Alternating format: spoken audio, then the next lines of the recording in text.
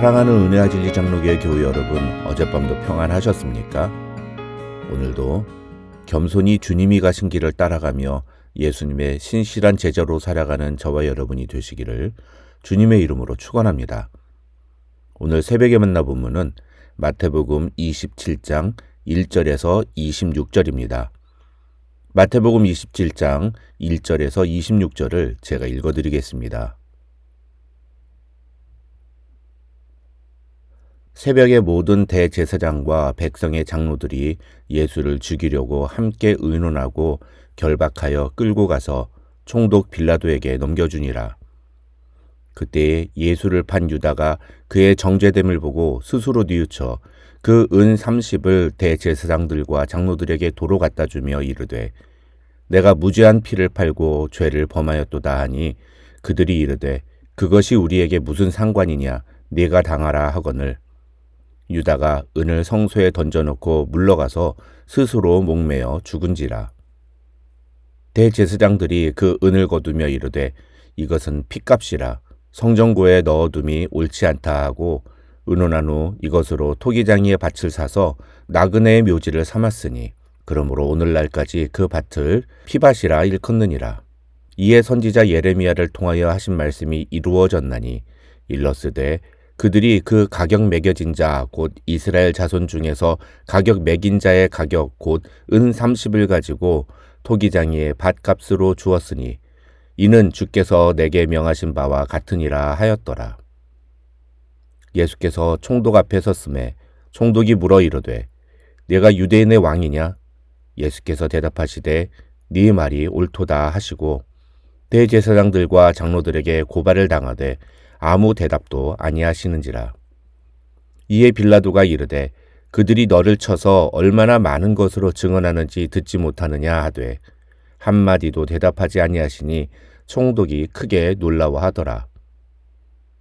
명절이 되면 총독이 무리의 청원대로 죄수 한 사람을 놓아주는 전례가 있더니 그때 바라바라 하는 유명한 죄수가 있는데 그들이 모였을 때에 빌라도가 물어 이르되 너희는 내가 누구를 너희에게 놓아주기를 원하느냐 바라바냐 그리스도라 하는 예수냐 하니 이는 그가 그들의 시기로 예수를 넘겨준 줄 알미더라. 총독이 재판석에 앉았을 때에 그의 아내가 사람을 보내어 이르되 저 옳은 사람에게 아무 상관도 하지 마옵소서. 오늘 꿈에 내가 그 사람으로 인하여 애를 많이 태웠나이다 하더라. 대제사장들과 장로들이 무리를 권하여 바라바를 달라 하게 하고 예수를 죽이자 하게 하였더니 총독이 대답하여 이르되 둘 중에 누구를 너에게 놓아주기를 원하느냐 이르되 바라바로소이다. 빌라도가 이르되 그러면 그리스도라 하는 예수를 내가 어떻게 하랴?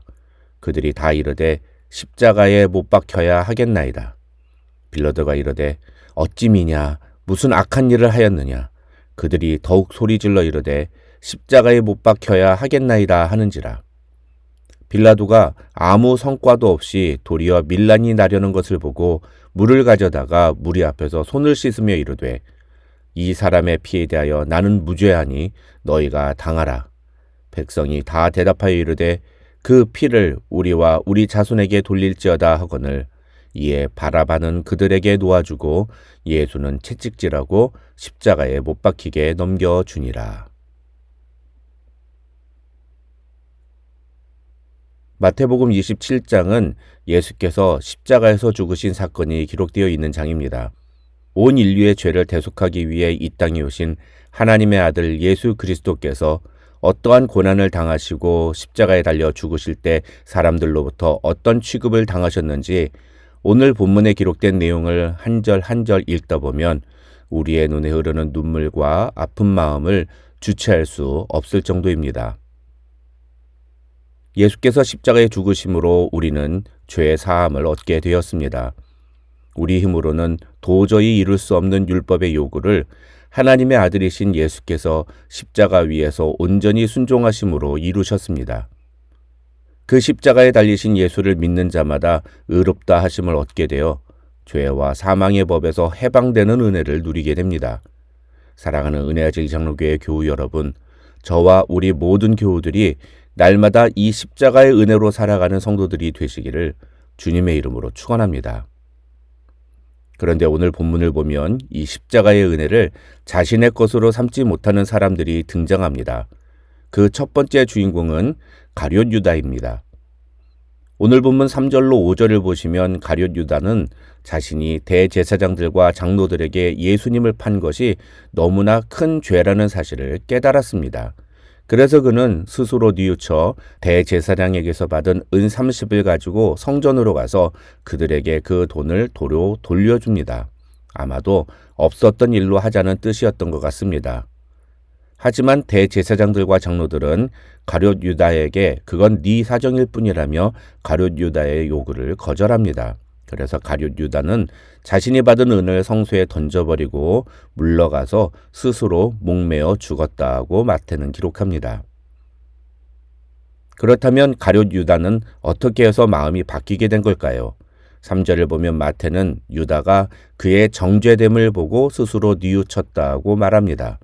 여기서 우리는 두 가지를 주목해야 합니다. 첫째는 그의 정죄됨, 그러니까 예수님이 유죄 판결을 받으시는 것을 보았다는 것입니다. 이 말은 가룟 유다는 예수님이 유죄 판결을 받을 거라는 걸 예상하지 못했다는 뜻이라고 학자들은 설명합니다. 다시 말해서 가룟 유다는 자신이 예수님의 신병을 유대 종교 지도자들에게 넘겨준다 하더라도 예수님은 얼마든지 그들에게서 빠져나올 수 있을 것이라고 생각했다는 것입니다. 그런데 결론적으로 유대 종교 지도자들은 예수님을 신성모독의 죄로 죽이기로 결론 내리고 그것은 가룟 유다가 전혀 예상하지 못했던 결과였다는 것입니다. 그래서 가룟 유다는 자기가 한 행동이 얼마나 어리석은 것이었는지를 깨닫고 뉘우쳤다고 마태는 말합니다. 여기서 우리가 주목해야 하는 두 번째 단어가 바로 뉘우치다라는 단어입니다. 이 단어는 회개를 했다는 말이 아닙니다. 이 단어는 감정의 변화를 의미하는 단어입니다. 다시 말해서 후회하다, 양심의 가책을 느끼다 이런 의미입니다. 4절을 보면 가룟 유다는 대제사장들과 장로들에게 찾아가 내가 무죄한 피를 팔고 죄를 범하였도다 라고 이야기하지만 그것은 하나님 앞에서의 회개가 아닌 양심의 가책을 느낀 자의 반응일 뿐인 것입니다. 성경에서 말하는 회개라는 단어는 다른 선택을 하다, 행동이 달라지다 라는 뜻을 갖고 있습니다. 다시 말하면 성경에서 말하는 진정한 회개란 이전에 죄의 본성을 따라 행했던 선택과 행동을 이제는 하지 않고 다른 선택을 하는 것을 의미합니다. 어떤 분들은 가룟 유다도 유대 종교 지도자들에게 받았던 은 30을 그들에게 돌로 주지 않았냐, 그러니까 다른 행동을 한 것이 아니냐고 생각할지 모릅니다. 하지만 성경에서 말하는 회개는 그런 것을 말하는 것이 아닙니다. 양심의 가책을 느낀 것만으로는 회개했다고 말할 수 없습니다. 진정한 회개는 주님께로 돌이키는 것에서부터 시작됩니다. 하나님이 원하시는 회개는 감정의 변화가 아닌 삶의 방향 전환을 의미합니다. 가룟 유다의 경우 죄의 무게는 인식했지만 하나님의 은혜로 나아가지 않았기 때문에 복음의 은혜를 경험하지 못했습니다. 이것은 지난주에 살펴본 26장에서 예수님을 3번이나 부인한 베드로가 나중에 예수님을 만나고 죄사함의 은혜를 경험하고 그래서 다시 주님을 위해 귀하게 쓰임받는 제자로 세워지는 것과 비교되는 모습이라 할 수 있습니다. 결론적으로 오늘 본문을 통해 우리는 진정한 회개와 복음적인 반응이 무엇인지를 알아야 합니다. 십자가의 은혜는 후회하는 것만으로는 결코 내 것이 되지 못한다는 사실을 우리는 반드시 알아야 합니다. 그 다음으로 십자가의 은혜를 자신의 것으로 삼지 못한 두 번째 인물은 바로 본디오 빌라도입니다. 11절부터 보시면 예수께서 유대 총독 본디오 빌라도에 의해 재판을 받으시는 장면이 기록되어 있는데 본디오 빌라도는 재판을 통해 예수님은 사실 무죄지만 유대 종교 지도자들의 시기로 예수님이 희생양이 되었다는 것을 알았습니다. 심지어 그는 자신의 아내가 사람을 보내서 예수님에 대해서 이 옳은 사람에게 아무 상관도 하지 말라는 조언까지 들었습니다. 그렇다면 그는 예수님을 무죄로 풀어주는 것이 옳았습니다. 그러나 본디오 빌라도는 자신의 신념이나 사실에 근거한 확신을 따라서 행동하지 않았습니다. 빌라도는 진리를 알고도 그것을 따르지 않았습니다. 그는 철저히 자신의 정치적인 계산에 의해서 판단하고 행동했습니다.